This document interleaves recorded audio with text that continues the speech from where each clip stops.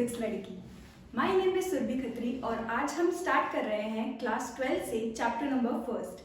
Class 12 का जो chapter number first है वो है इलेक्ट्रिक चार्जेस एंड फील्ड्स। तो सबसे पहले हम इलेक्ट्रिक चार्ज डिस्कस करेंगे। आज हम हमारी जो वीडियो होगी उसमें डिस्कस करेंगे इलेक्ट्रिक चार्जेस के बारे में, इलेक्ट्रिक चार्जेस की प्रॉपर्टीज़ के बारे में, और हम साथ ही साथ डिस्कस करेंगे कि इन चार्जेस को कैसे क्रिएट किया जाता है। ठीक है, तो स्टार्ट करते हैं चार्जेस से। जब भी हमने देखा होगा कि हम स्केल से जब भी हम हमारे हेयर्स में ऐसे रब करते हैं, ठीक, रब करने से फिर क्या होता है, जैसे हम अगर हमारे हाथ में छोटे छोटे बिट्स ऑफ पेपर हैं अगर, ठीक, और इस रब किए हुए स्केल को हम उन छोटे छोटे बिट्स ऑफ पेपर के पास लेके आते हैं, तो आपने नोटिस किया होगा कि वो जो छोटे छोटे लाइटर जो पेपर होते हैं, है ना, वो उस स्केल से क्या हो जाते हैं, अट्रैक्ट हो जाते हैं। ऐसा क्यों होता है? अगर मैं रब करने से पहले स्केल को उन छोटे छोटे पेपर के पास लेके आऊँ तो वो उससे अट्रैक्ट नहीं होते हैं, लेकिन जैसे ही मैं उस स्केल को, है ना, या फिर कोई भी प्लास्टिक के ऑब्जेक्ट को मेरे हेयर्स में रब करती हूँ और फिर उन छोटे छोटे पेपर्स के पास लेके आती हूँ, तो वो जो छोटे छोटे पेपर्स हैं वो उससे अट्रैक्ट होने लगते हैं। इसी प्रॉपर्टी को, मैटर की इसी प्रॉपर्टी को हम कहते हैं चार्जेस। एक टाइप का जो फोर्स यहाँ पर जनरेट हो रहा है इस मैटर के बीच में, है ना, वो जो फोर्स है वो एक प्रॉपर्टी की वजह से जनरेट होता है जिसको हम बोलते हैं चार्जेस। ठीक है, तो चार्ज क्या है? इंट्रिंसिक प्रॉपर्टी है मैटर की, या फिर हम बोल सकते हैं एडिशनल प्रॉपर्टी है किसकी? एक इलेक्ट्रॉन या फिर प्रोटॉन की। ठीक है, charges are additional property of electron and protons. ठीक, जो कि क्या करवा रही है यार, एक फोर्स जनरेट करवा रही है ना मैटर के बीच में, दो मैटर के बीच में या दो मटेरियल के बीच में इलेक्ट्रिक चार्जेस क्या जनरेट करवाते हैं? एक टाइप का फोर्स जिसको हम कहते हैं इलेक्ट्रोस्टैटिक फोर्स। उसके बारे में भी हम डिस्कस करेंगे लेकिन हमारी नेक्स्ट वीडियो में। आज जो पूरा लेक्चर रहेगा वो हमारा रहेगा चार्जेस के बारे में। ठीक है, तो देखिए, पहला तो आपको एक चीज़ का आइडिया हो गया होगा कि चार्जेस एक्चुअली में है क्या। ठीक है, ये मटेरियल में इंड्यूस करवा सकते हैं हम बाय रबिंग, इसको बोला जाता है बाय फ्रिक्शन। मतलब चार्ज को हम क्रिएट करवा सकते हैं कैसे? दो ऑब्जेक्ट को रब करवा कर। एक्चुअली में होता क्या है आपको पता है?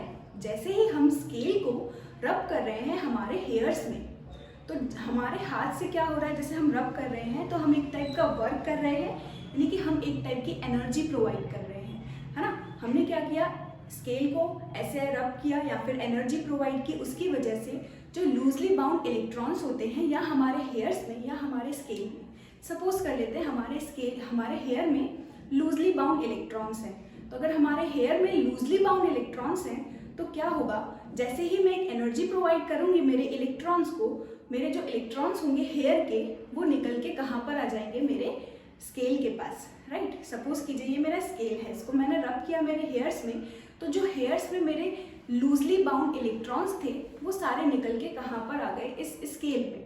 ठीक, जब भी इलेक्ट्रॉन्स एक बॉडी को छोड़ करके दूसरी बॉडी में एंटर हो जाते हैं, ठीक, जिस बॉडी में ये एंटर होते हैं वो अपने साथ क्या ले जाते हैं? नेगेटिव चार्ज ले जाते हैं। ठीक है, यानी कि जहाँ पर जिस बॉडी में एक्सेस ऑफ इलेक्ट्रॉन्स हो जाएं वो बॉडी बन जाती है हमारी नेगेटिवली चार्ज्ड। और अगर हम देखें तो यहाँ से इलेक्ट्रॉन जो है वो निकल गए तो यहाँ पर हमारा क्या क्रिएट हो जाता है? कैटायन। ये तो आपको आइडिया होगा, है ना। कैटायन और एनायन आपने पढ़ा हुआ होगा। इलेक्ट्रॉन अपने साथ ले जाएगा तो वो कैसा हो जाता है? ऑब्जेक्ट नेगेटिवली चार्ज बॉडी हो जाती है, और जिसमें से इलेक्ट्रॉन निकल जाते हैं वो हमारी हो जाती है पॉजिटिवली चार्ज बॉडी। तो आज आपको एक चीज़ समझ आ गई है कि अगर हमें एक बॉडी को नेगेटिव चार्ज बॉडी बनाना है तो उसको हमें नंबर ऑफ इलेक्ट्रॉन्स देने पड़ेंगे, और एक बॉडी को हमें पॉजिटिवली चार्ज बनाना है तो उसको हमें उसमें से हमको इलेक्ट्रॉन्स को निकालना होगा। ठीक, loss of electron positive charge body, gain of electron negative charge body. ठीक है, तो चार्ज क्या है? इंट्रिंसिक प्रॉपर्टी है मैटर की, जो कि दो ऑब्जेक्ट के बीच क्या जनरेट करवा रही है? एक टाइप का फोर्स। उस फोर्स को हम बोलते हैं यार इलेक्ट्रोस्टैटिक फोर्स। फिर ये जो चार्जेस होते हैं ये दो अलग अलग टाइप के देखे गए। जैसे अराउंड 600 BC में जो थेल्स नाम के साइंटिस्ट, थेल्स नाम के एक व्यक्ति थे, तो उनको ये डिस्कवर हुआ था। एम्बर उन्होंने देखा था कि एम्बर को जब किसी वूल से, फर से रब किया गया तो एम्बर के पास एक प्रॉपर्टी जनरेट हो गई थी। कैसी प्रॉपर्टी? ये जो एम्बर है जिसमें चार्ज एक टाइप का क्रिएट हो गया था, वो छोटे छोटे पीसेस को अट्रैक्ट कर रहा था, छोटे छोटे पार्टिकल्स को अट्रैक्ट करने लगा था। ठीक, फिर और भी एक्सपेरिमेंट्स किए गए, तब पता चला कि जब हम एक ग्लास रॉड को रब करते हैं वूल क्लॉथ से या फिर सिल्क क्लॉथ से, तो जो ग्लास रॉड है वो अपने इलेक्ट्रॉन्स निकाल करके दे देता है किसको, जैसे ही हमने रब किया हमारा ग्लास रॉड जो है वो इलेक्ट्रॉन्स निकाल करके दे देगा किसको, सिल्क क्लॉथ को। ठीक है, तो सिल्क क्लॉथ हमारा बन जाता है नेगेटिवली चार्ज बॉडी, जो ग्लास रॉड है वो हमारा बन जाएगा पॉजिटिवली चार्ज बॉडी। ठीक, इस तरह से हम चार्ज क्रिएट करवा सकते हैं। इसके बाद हम और भी दो प्रोसेस के बारे में डिस्कस करेंगे कि चार्ज को कैसे क्रिएट किया जाता है। ठीक है, अभी बस हमें इतना समझना है कि चार्ज क्या है, एक प्रॉपर्टी है मैटर की ही, जो कि क्या इंड्यूस करवा रही है यार, दो ऑब्जेक्ट के बीच में एक टाइप का फोर्स जनरेट करवा रही है। ठीक है, तो चार्ज हमने पढ़ा, चार्ज होते हैं दो टाइप के। बेंजामिन फ्रैंकलिन नाम के एक जो साइंटिस्ट हैं, उन्होंने कहा यार अगर हम देख रहे हैं कि दो ऑब्जेक्ट मेरे पास थे, ग्लास रॉड और सिल्क क्लॉथ, दोनों को मैंने रब किया तो ग्लास रॉड के पास एक पॉजिटिव चार्ज जनरेट हो रहा है और जो सिल्क क्लॉथ है उसके पास नेगेटिव चार्ज जनरेट हो रहा है। यानी कि अगर हम दो ऑब्जेक्ट को रब कर रहे हैं तो दोनों ऑब्जेक्ट के पास अलग अलग प्रॉपर्टी जनरेट हुई, और अगर अलग अलग प्रॉपर्टी जनरेट हुई तो इसको डिफ्रेंशिएट भी करना पड़ा हमको। तो बेंजामिन फ्रैंकलिन ने क्या किया, इन दोनों को बस पोलैरिटी दे दी। कैसे पोलैरिटी, एक को बोल दिया पॉजिटिवली चार्ज, दूसरे को बोल दिया नेगेटिवली चार्ज। ठीक है, तो पोलैरिटी जनरेट हो गई, जिससे हमें पता, हम आइडेंटिफाई कर सकते हैं कि एक बॉडी को हम बोल देंगे पॉजिटिवली चार्ज, दूसरी बॉडी को हम बोलेंगे नेगेटिवली चार्ज। पॉजिटिवली चार्ज वो बॉडी होगी जो कि लूज करेगी इलेक्ट्रॉन्स को, नेगेटिवली चार्ज वो बॉडी होगी जो कि गेन करेगी इलेक्ट्रॉन्स को। आई होप आपको इतना समझ आया हो। ठीक है, अब फर्दर हम डिस्कस करते हैं चार्जेस के बारे में।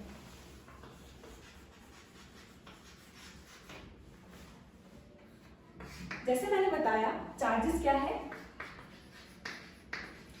इंट्रिंसिक प्रॉपर्टी है किसकी, मैटर की, है ना। It is a intrinsic property of matter. अगर हम बात करें चार्ज की, तो चार्ज की एसआई यूनिट की अगर हम बात कर रहे हैं तो एसआई यूनिट जो होती है चार्ज की वो होती है कूलम।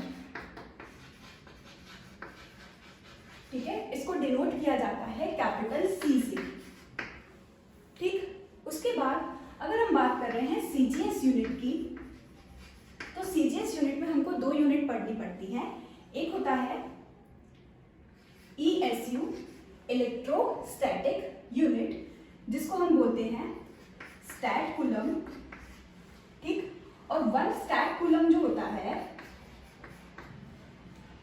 वो 3 × 10⁻⁹ कूलम के बराबर होता है।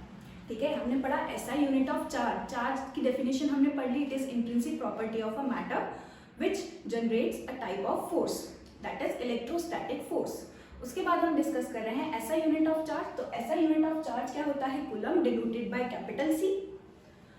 सीजीएस यूनिट को हम बोल रहे हैं, सीजीएस यूनिट हम दो टाइप की पढ़ते हैं। पहला है इलेक्ट्रोस्टैटिक यूनिट, जिसको बोलते हैं स्टैट कूलम, और वन स्टैट कूलम जो होता है वो 3 × 10⁻⁹ कूलम के बराबर होता है।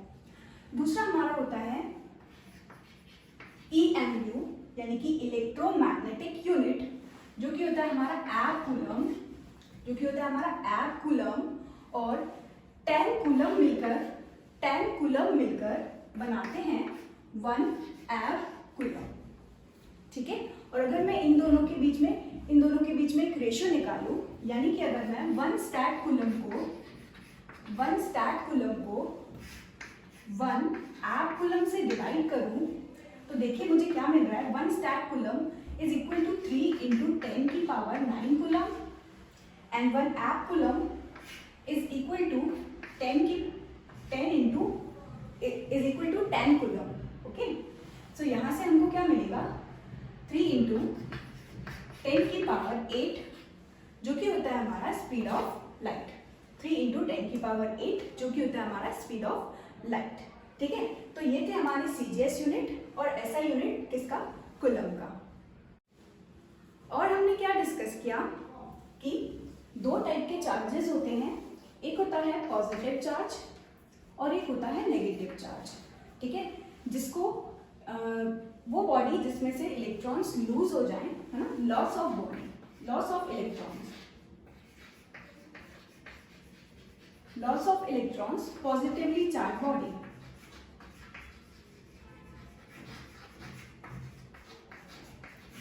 और नेगेटिवली चार्ज बॉडी कब होती है, जब वो क्या करे, गेन ऑफ इलेक्ट्रॉन करे, है ना। पॉजिटिव चार्ज बॉडी कब होगी, जब गेन ऑफ इलेक्ट्रॉन्स होगी, गेन ऑफ इलेक्ट्रॉन्स, और उस बॉडी को हम बोलते हैं नेगेटिवली चार्ज बॉडी।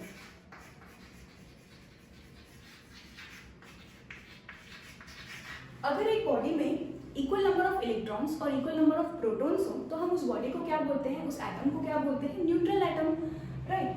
तो न्यूट्रल या फिर नलिफाइड, है ना, हम तब बोलते हैं जब हमारे नंबर ऑफ इलेक्ट्रॉन्स किसके बराबर हो, नंबर ऑफ प्रोटॉन्स के बराबर हो। अगर हम बात करें एक नेगेटिव चार्ज बॉडी की, नेगेटिवली चार्ज बॉडी की, मतलब उसमें नंबर ऑफ इलेक्ट्रॉन्स कैसे होंगे, ज्यादा as compare to number of protons, यानी कि नेगेटिव चार्ज बॉडी के लिए number of electrons are greater than number of protons, ठीक है। लेकिन अगर हम बात करें पॉजिटिवली चार्ज बॉडी की, जिसमें से इलेक्ट्रॉन्स निकल चुके हैं, और अगर इलेक्ट्रॉन्स निकल चुके हैं तो वो बॉडी कैसी बन जाती है, पॉजिटिवली चार्ज, यानी कि हमारे नंबर ऑफ प्रोटॉन्स जो होंगे वो ग्रेटर होंगे as compare to number of electrons, ठीक है। किसके केस में, एक पॉजिटिवली चार्ज बॉडी के केस में। एक चार्ज बॉडी को कहा जाता है इलेक्ट्रीफाइड बॉडी या फिर सिंपली चार्ज बॉडी। एक चार्ज बॉडी को हम इलेक्ट्रीफाइड भी बॉडी भी बोलते हैं, इलेक्ट्रीफाइड बॉडी, ठीक है। इलेक्ट्रीफाइड बॉडी में नंबर ऑफ इलेक्ट्रॉन्स ग्रेटर भी हो सकते हैं, नंबर ऑफ प्रोटॉन्स भी ग्रेटर हो सकते हैं, डिपेंड करता है। इलेक्ट्रीफाइड बॉडी में दोनों आ जाएगा, पॉजिटिवली चार्ज बॉडी और नेगेटिवली चार्ज बॉडी। सिंपली एक बॉडी चार्ज है तो उसको हम बोल रहे हैं इलेक्ट्रीफाइड बॉडी, ठीक है। इसके बाद हम डिस्कस करेंगे हमारी प्रॉपर्टीज ऑफ चार्जेस के बारे में, और चार्ज को किस तरह से जनरेट किया जाता है, क्रिएट किया जाता है।